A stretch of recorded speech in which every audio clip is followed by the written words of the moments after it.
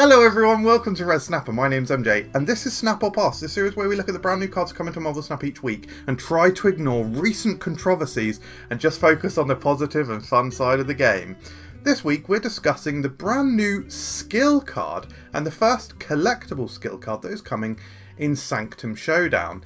It's Astral Projection. It's a 3-cost skill.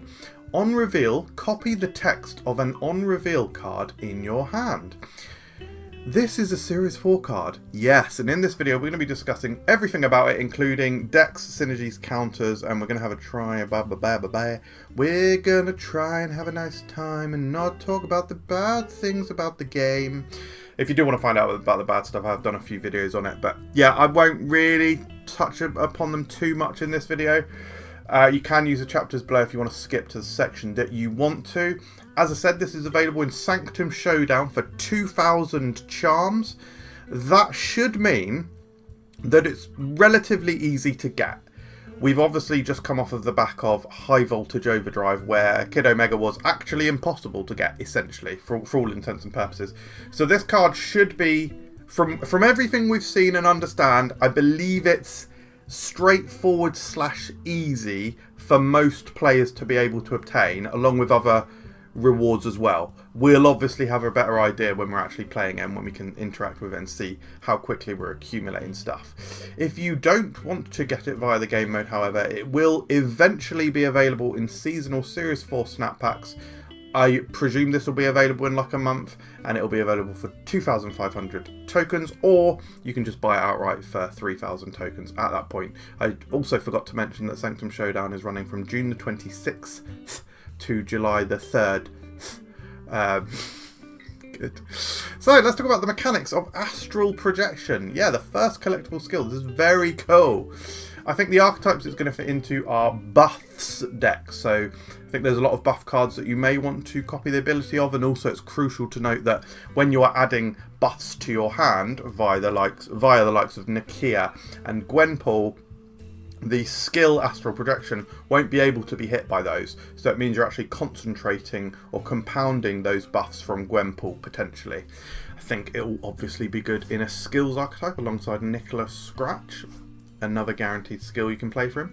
On reveal decks, of course, that's the core synergy of this card. Move Disruption. Why would I be putting that in there? Well, you have limited on reveal effects which move your opponent's cards, so I think being able to duplicate those effects or get a copy of those effects is sometimes going to be worth that 3 energy cost. Clog decks might also like this card, if we think about the likes of Debris or Annihilus. Anything like that could be very interesting. Even getting a 3-costed Void from Sentry, that could be interesting as well. Atlantis decks have got some very expensive and very potent and powerful effects, like Nomura's giving 5 power to 2 places. If you can get that out for 3, that's a 3/10. Really strong. Ramp decks, I think, are probably going to love Astral Projection, especially in the right kind of ramp deck. Maybe you've only got a few ramp style of on-reveal effects, and you can potent that, you know, especially think about Electro, you get the ramp without the restriction. Yeah, sure, without the body too, but move decks could very crucially like Astral Projection. I don't know, that sentence was actually very shit, wouldn't listen to it. Doom decks. Now if you think about a Doom ongoing deck where you really probably only have 2 key on reveals, and that's Spectrum and Doom, you're probably going to love either of them for 3 cost. I think that's very key, and we'll look at one of the decks that I've got for that later. And maybe discard decks as well. There could definitely be an opportunity for discard, again, with potent and powerful on reveals that you may be able to gain access to. So it should work in lots of different decks where you have potent on reveals. In buff style decks, it's a card that's... In buff style decks, it's a card that can trigger your buffs but doesn't gain in-hand buffs itself. For example, Gwenpool. I mean, I'm literally repeating stuff that I've already said now. That's good, isn't it? This is a well planned out video. And trigger effects without adding to board space or negative associated effects. So that's our negative associated effect. Could be like the Electro. And then it's crucial that it's not adding to board space, because there are certain on reveals where you don't want to do that. Even like a Shanna. You know, one less board presence on a Shanna, maybe. But just, it's a mechanic of it that you should bear in mind. Pros. You can cheat out the powerful and expensive effects that are tied to low power cards, for example White Tiger and Electro. Again, White Tiger, unless you are making use of that body, that could be something like a Cersei in the case of White Tiger. Sometimes having that one power body is worse than having it there. And it allows you to double dip on abilities that you'd usually only have access to once. This is kind of like a morph, isn't it? Kind of like a morph, kind of like almost a Wong in some ways. I'm like moving about like this and stuff. Cons though, you can't reliably hit something good if your deck has a lot of on-reveals. So you do very much need to think about the deck building here. And it doesn't add power to the board itself, so the on-reveal needs to be impactful in other ways. You don't want to copy like an America Chavez with this, right?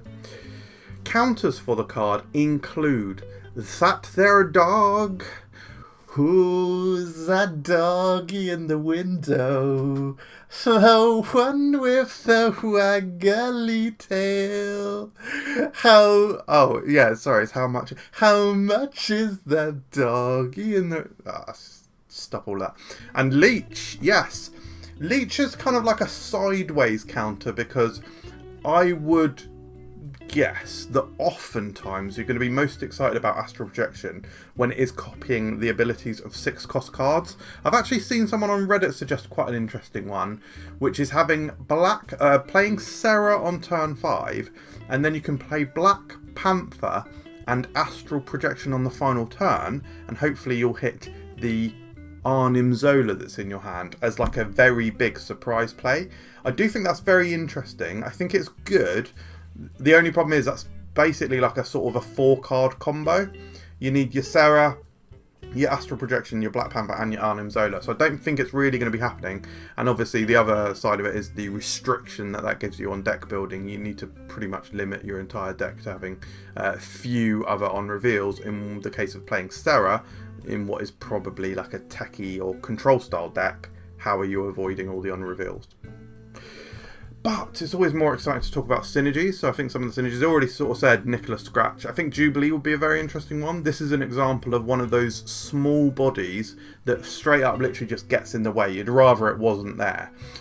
So with Astral Projection, you get the body out without clogging up space, and it's cheaper. Gwenpool I think might be a nice one. It is worth saying that is only like a 3/6, and you're not getting the actual body.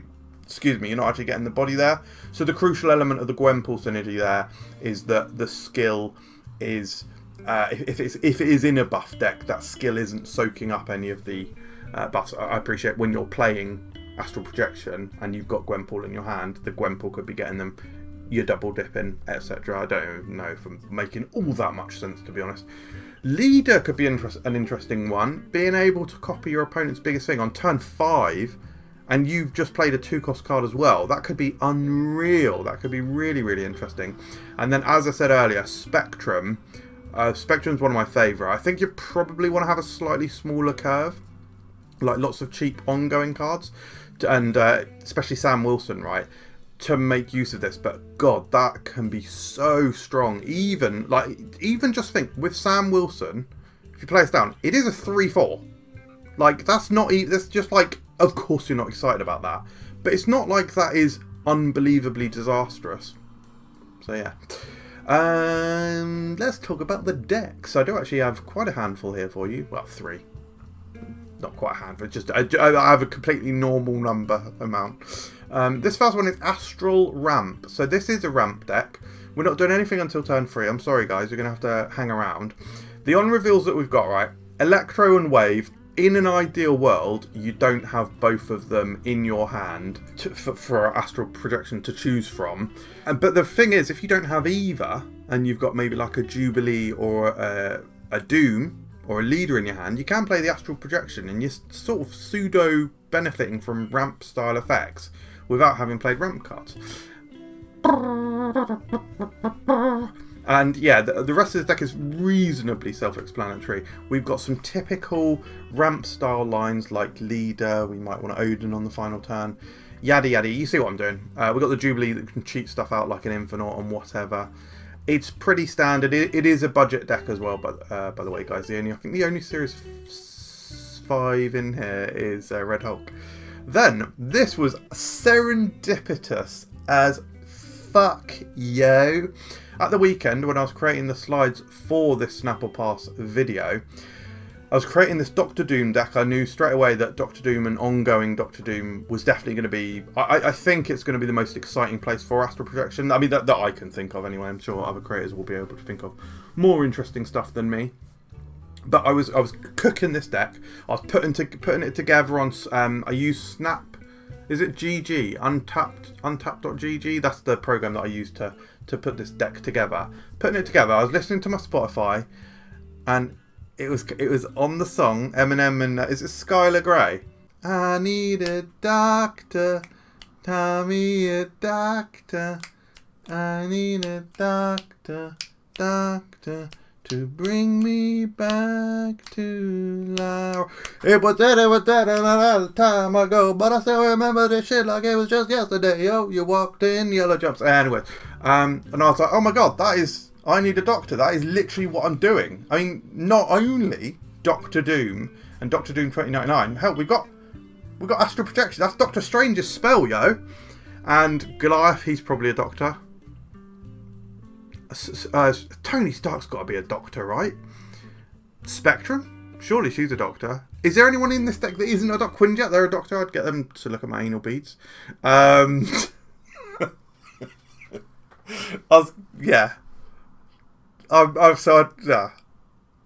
meant to say anal glands. That's horrific. That's just happened. Yeah, so the other stuff that you've got in here is actually crucially, you've got a few ongoing cards that like to have their power increased, like Iron Man, to a lesser extent Omega Red, and Captain Carter. All of a few of these actually gain additional benefit from having their power buffed. So I truly do think this is the deck to use, and it is only a premium deck. There's only a couple of Series 5 in it. My final one is probably the copiest of all. Probably not good, I'd expect. It's called Splashstraw. I actually watched, I watched Wakanda Forever this week. Rewatched it, didn't I? Because Ironheart's coming out, which I'm bloody excited about. Super excited for Ironheart. I think it looks... I mean, I don't actually watch trailers. I've seen like a few tiny clips. I think it looks absolutely like incredible. I know it's got like I know the buzz on the MCU and this in general is pretty low, but I think it looks freaking sick, yo. So yeah, good. Oh, this is all very good, isn't it? Anyway, sorry, the connection there is not even relevant. Sorry, not. I've reached that section of the video where it's all gone to absolutely. Let's get rid of that. I don't deserve. If you can't, I don't deserve a backdrop. If I'm gonna piss around to this extent, I don't deserve. You don't deserve it. No, I don't deserve it. But you deserve a backdrop. I don't deserve a backdrop. Actually, let's put it back now. Maybe we all deserve everything. I have completely ruined this video, so that's good. So the reason is because it's Atlantis, isn't it? And in that film it features Atlantis, and that's what we've got in this deck. We want to put, if you've never played this style of deck before, you want to stick 2 cards, yeah, 1 each in 2 locations, and then you want to put everything else in 1 location. Now those cards that you're sticking in those locations, you could have stuff like, could get the ball rolling, something like a new card Clear, or Agony, or a Lasher, Armor, Cosmo. So there's some defensive, there's some defensive stuff there that you can do, and then ultimately you're buffing cards, you're doing all that sort of thing. Now, there is a slight complication with this deck in that realistically, the on reveals that you want Astral Projection to copy here is realistically going to be your Nomura or your Gwenpool. You really want to have already played Fastos out, I think, and ideally you kind of need to have not hit Clear, because you may have a Flames of the 14 in your hand. That's the slight difficult element of this deck in balancing when you play these certain cards. But I think on turn 5, if you can get a 2-cost card down alongside an Astral Projection on Nomura, I think you're going to be really happy with that. So yeah, I think there's definitely some cool opportunities here, and that is what I'm saying with my mouth, the words come out of it. Now, massive shout out and thank you to all of you for all of your recent support. Please like this video, subscribe and turn on notifications if you haven't done those things yet, but to everyone who has, core, bloodyingly thank you. Now, let's talk about the star ratings for Astral Projection. I have, for a... No, sorry, I won't say that. I've got a collaboration coming soon with someone, and I was about to say something about that, but I'll just leave it and won't say what I was going to say. But I will say... this video is shit, innit? I will say, I think I sometimes have a tendency to overrate cards. So I'm trying to be a bit more reserved. So I'm giving this card 3 stars. I do think it's cool. I think it's interesting. I love the artwork. I love that we can now add skills to our deck. I think that's sick. And yeah, overall, I think it's a 3-star card. I think it seems solid. I think there's definitely potential for it. It is a bit sticky. It is a bit difficult. You need to limit the number of on reveals in your deck and stuff, but I think it's going to be a fun one to cook with. From a fun perspective, I think it will be fun because you're cheating out, typically, higher costed stuff. So I think that element is going to be fun. 4 stars. For the archetype, 4 stars because it's opening up new possibilities. I'm not sure if it has a specific home. I think it definitely strengthens the ongoing Doom deck. So I would say it does strengthen there. But otherwise, maybe not a specific home, but I think it does allow you to do more stuff. And from a competitive standpoint, I'm not 100% sure if we'll see this too heavily, so I've just given it 3 stars, and ultimately I think it's a snap. Based on the assumption that it is easy to get in Sanctum Showdown, straightforward to get, it is a snap. Now, my personal standpoint and opinions and review of High Voltage Overdrive, here we go. Hadn't actually expected or intended to say this, but I will. Generally speaking, I like the original High Voltage. I think it's just a bit of fun and, yeah, kind of chaos and fun. Allows you to do big combos and, yeah, didn't have too big of an issue with it. This recent High Voltage Overdrive, I think the bugs really knocked the shine off of it a little bit. Obviously, there's the main issue of the shop being incredibly expensive, and that combined with the fact that missions didn't stack. They never did before, but it was less important before. So missions not stacking, so you feeling like you have to log in 3 times a day, tick off all of your missions in order to scrap together as many vaults as possible, and then that feeling, where I am now at the end of this gaming week, to have now spent all of my vaults on a collection of rewards that I personally don't feel was worth it for the time that I invested in the game mode. Not to mention the fact that I wasn't able to get Cobra or the variants that I wanted. I wanted all of them, I just couldn't afford them. And I didn't want to gamble on getting 1 or 2 of them. Or the Kid Omega means that I didn't really enjoy High Voltage Overdrive. Not to mention, well, actually I think I did already mention the bugs. The bugs in it. And it's just a bit too much chaosy. Like, it didn't really matter what you did.